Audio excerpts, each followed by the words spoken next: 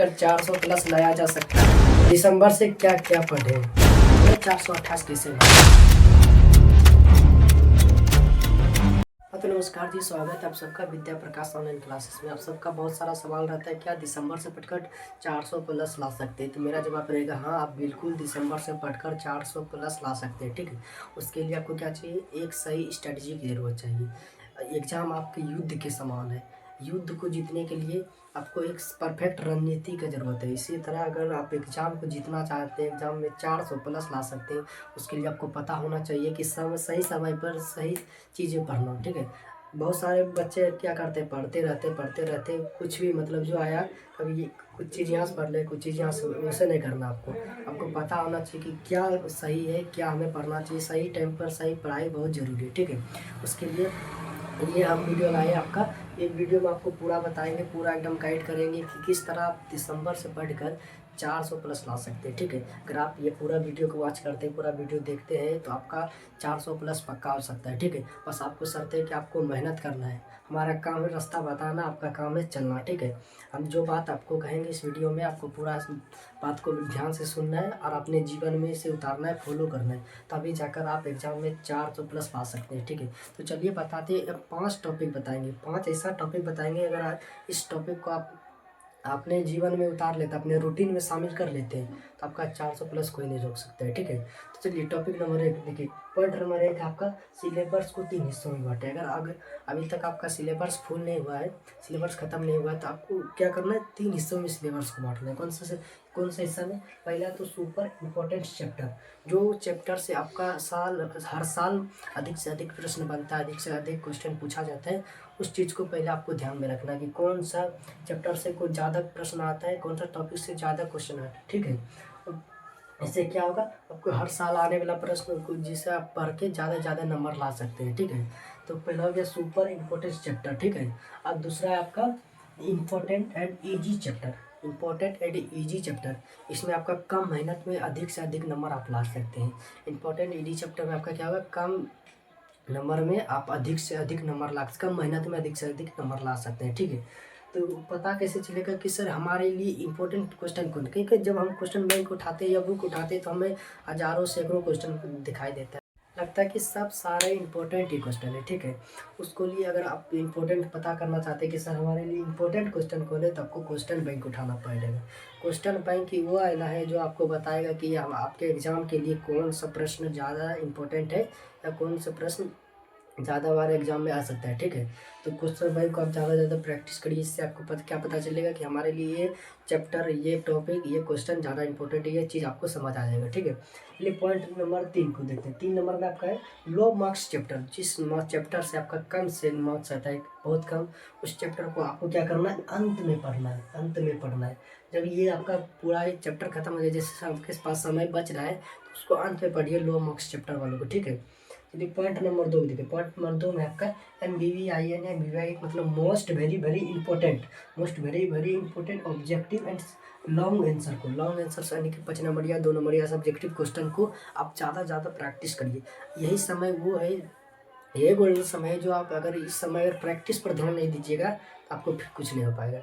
इसलिए अगर चाहते हैं कि हमारे एग्जाम में नंबर ज़्यादा बुस्ट नंबर हो, तो उसके लिए आपको ऑब्जेक्टिव और सब्जेक्टिव दोनों को एकदम बराबर समान स्थिति में रख के चलना पड़ेगा। ठीक है, अगर आप ज़्यादा समय ऑब्जेक्टिव को दे रहे हैं या ज़्यादा समय ऑब्जेक्टिव सब्जेक्टिव को दे रहे हैं, तो इसमें आपका नंबर थोड़ा गड़बड़ हो सकता है।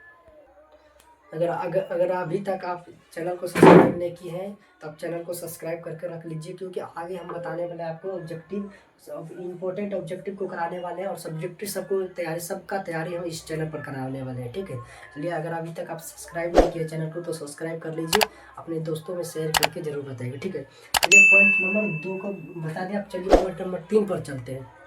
पॉइंट नंबर 3 आपका दिसंबर जनवरी स्टडी रूटीन टाइम टेबल। क्योंकि अब जब तक एक सही टाइम टेबल नहीं बनाएंगे, आप बढ़िया से पढ़ाई नहीं कर सकते। नहीं तो आप जब मन हुआ आप खाए, जब मन हुआ आप सो गए। इसलिए ठीक है, इसलिए आपका एक सही रूटीन, डेली रूटीन बनाना बहुत ज़रूरी है, जिससे आप एग्ज़ाम में अच्छा से अच्छा अंक प्राप्त कर सकते हैं। ठीक है, देखिए जैसे हम आपको अपना जीवन के अनुसार, जैसे सबका दिनचर्या अलग अलग रहता है, ठीक है, अपना लाइफ स्टाइल के अनुसार आप टाइम टेबल बनाइए। हमारे अनुसार आप टाइम टेबल पर चल नहीं पाएंगे, इसलिए आपका जैसे भी दिनचर्या उसके अनुसार बनाइए। किसी को रात में पढ़ना अच्छा लगता है, किसी को दिन में पढ़ना अच्छा, ठीक, जैसे आपका सुविधा लगे उस तरह का आप बनाए। हम जैसे बता रहे हैं, जैसे कि मान लो मेरा सुबह पढ़ेंगे तो 5 बजे सुबह उठे, 5 से लेके 6 बजे तक हम रिवीजन कर लिए, कुछ चारों एमसीक्यू पढ़ लिए। ठीक है, सुबह सुबह आप ज़्यादा से ज़्यादा आपका जो वीक सब्जेक्ट है उस पर ध्यान दीजिए, क्योंकि आप माइंड उस समय आपका चार्ज रहता है, ज़्यादा से ज़्यादा आपका माइंड काम करता है। ठीक है, उस समय आपका माइंड फ्रेश रहता है, जैसे आपका साइंस हो गया, मैथ हो गया, ये सब चीज़ सुबह आप ज़्यादा से ज़्यादा पढ़ने का कोशिश करिए। उसमें आपका माइंड पूरा फ्रेश रहता है और क्लियरली आपको उस चीज़ सब समझ आएगा, आप बढ़िया से उस चीज़ को समझ सकते हैं। ठीक है, सुबह आप ज़्यादा मैथ पर ध्यान दीजिए, साइंस पे, ये 2-3 विषय जो आपका वीक लग रहा है आपको, तो उस चीज़ को आप सुबह ज़्यादा से ज़्यादा पढ़ने की कोशिश करिए। ठीक है, कि जैसे हम देखिए 5 से 6 हम पढ़ लिए, कुछ एमसीक्यू थोड़ा रिवीजन कर लिए और थोड़ा एमसीक्यू पढ़ लिए। ठीक है, अच्छे से साथ मेरा मन हुआ मैथ, हम मेरा मान लीजिए मैथ हमारा कमज़ोर है तो हम मैथ पर थोड़ा ध्यान दे दें, मैथ थोड़ा बना लेंगे हम। ठीक है, इसी तरह आप अपना एक डेली रूटीन तैयार कर लीजिए। आप बिना रूटीन का कुछ नहीं हो पाएगा होने। चलिए चलिए पॉइंट नंबर 4 को देखिए, 400 लाने का गोल्डन रूल। 400 लाने का गोल्डन रूल क्या है? 400 लाने के लिए आपको क्या करना है? पहले नंबर 2011 से 25 तक का जो आपका क्वेश्चन बैंक है, PYQ यानी प्रीवियस ईयर्स क्वेश्चन, उसको आप डेली बाय डेली लगाने की कोशिश करिए। डेली या एक प्रीवियस ईयर्स क्वेश्चन उठाइए, क्वेश्चन बैंक उठाइए, उसको आप बैठिए एकदम प्रॉपर 3 घंटा का टाइम सेट कर दीजिए। उस समय आपको कोई डिस्ट्रैक्शन वाला चीज़ नहीं रखना है। तो आपका मोबाइल जो है उसको आप फ्लाइट मोड पे करके 3 घंटा का आपको अलार्म लगा देना है। और अपना नहा धो के बढ़िया से बैठ के एक गेट लगा के आपको एकदम 3 घंटा एग्जाम की तरह, वो मान लीजिए एग्जाम से पहले जैसे फिल्म से पहले टेलर आता है, उसी तरह आपका एग्जाम से पहले बैठ के कॉपी लिखिए। ठीक है, वो आपका डेली डेली कोशिश करिए कि डेली हम PYQ लगाएं, अरे मॉडल पेपर। और डेली नहीं हो पाता, हफ्ता में कम से कम 3 दिन तो लगाना ज़रूरी है, तभी जाकर आप एग्ज़ाम में अच्छा अंक प्राप्त कर सकते हैं। ठीक है, 2 नंबर देखिए, पॉइंट नंबर 2 आपका रोज ऑल सब्जेक्ट का 100 MCQ कम से कम जरूर पढ़िए। ठीक है, ऑल सब्जेक्ट का 5 सब्जेक्ट, हिंदी, संस्कृत, मैथ, जो भी है सबका एकदम 5 को एकदम डेली 100 कम से कम 100 MCQ जरूर पढ़िए। ठीक है, इससे क्या होगा, MCQ आपका ज़्यादा यातायात रहेगा, क्योंकि MCQ बहुत ही ज़रूरी है। ऑब्जेक्टिव आपका जो 230 नंबर का आता है, ठीक है, और ऑब्जेक्टिव आपका बहुत जरूरी है। इसलिए 3 नंबर देखिए, मिस्टेक बुक जरूर बनाइए, जिससे आपको पता चलेगा कि मेरा कौन सा टॉपिक, कौन सा सब्जेक्ट और कौन सा चैप्टर वीक है। उससे आप इस चीज़ को आप पकड़ सकते हैं कि हमारा वीक पॉइंट जो है वो कौन सा है। इसके लिए आप एक मिस्टेक बुक बनाइए, जिससे आपको पता चले कि मेरा ये चीज़ कमज़ोर है, उसको हम बूस्ट कर सकते हैं, सुधार सकते हैं, उसको मजबूत कर सकते हैं। ठीक है, वो मिस्टेक बुक से ही आप कर सकते हैं।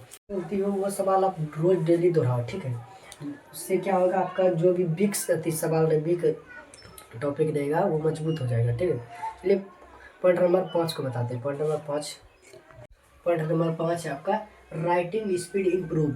जब तक आप राइटिंग जो आपका राइटिंग को स्पीड नहीं करिएगा तो आप एग्जाम में कॉपी लिख नहीं पाएंगे, क्योंकि वहाँ पर यह आपका एकदम समय सीमित है। समय जो आपका वो 3 घंटा 15 मिनट सीमित है, इसलिए आपका राइटिंग स्पीड होना बहुत ज़रूरी है। अगर आप राइटिंग स्पीड नहीं रहेगा तो आप लाखों बच्चे से पीछे रह जाएंगे। लगभग आपका 15 लाख बच्चा मैट्रिक का एग्जाम देता है। ठीक है, अगर आपका उसमें राइटिंग स्पीड नहीं रहेगा तो आप लाखों बच्चे से पीछे हो जाएंगे, तो कैसे आप 400 मार्क्स ला सकते हैं। ठीक है, उसके लिए आपका राइटिंग स्पीड होना बहुत ज़रूरी है। तो राइटिंग स्पीड इम्प्रूव करने के लिए हमें क्या करना चाहिए, तो रोज़ है डेली 2 पन्ना, हमें कम से कम 2 पन्ना डेली लिखना है। ठीक है, एकदम बैठ के बढ़िया से एकदम 2 पन्ना डेली आप लिखने का प्रैक्टिस करिए। इससे क्या होगा, आपका जो हेड राइटिंग है, राइटिंग स्पीड इम्प्रूव होगा, स्पीड होगा। ठीक है, और उसके बाद क्या है, हेड राइटिंग साफ करें। हेड राइटिंग जो आपका साफ सुथरा होना बहुत जरूरी है। जब तक आपका हेड राइटिंग साफ नहीं रहेगा, एग्जामिनर आपका नंबर कैसे देगा? वो आपका हेड राइटिंग ही देखकर नंबर काट देगा, बोलेगा ये पढ़ने वाला बच्चा नहीं है।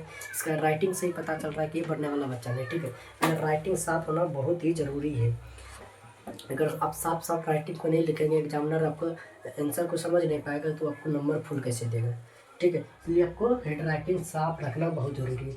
और तीसरा है आपका डायग्राम जरूर बनाए। इससे क्या होगा, आपका राइटिंग स्किल जो है बेहतर होगा। अब जब चित्र बनाते हैं तो आपका हाथ एकदम सर्कल घूमता है, इससे क्या होगा, हेड राइटिंग स्किल है वो बूस्ट होता है, ठीक है। वो ज़रूर बनाए, उससे फ़ायदा क्या होगा, आपका हेड राइटिंग भी सुधरेगा और जो अति साइंस में आपका 10 से 15 मार्क्स डायग्राम से भी आ सकता है, ठीक है।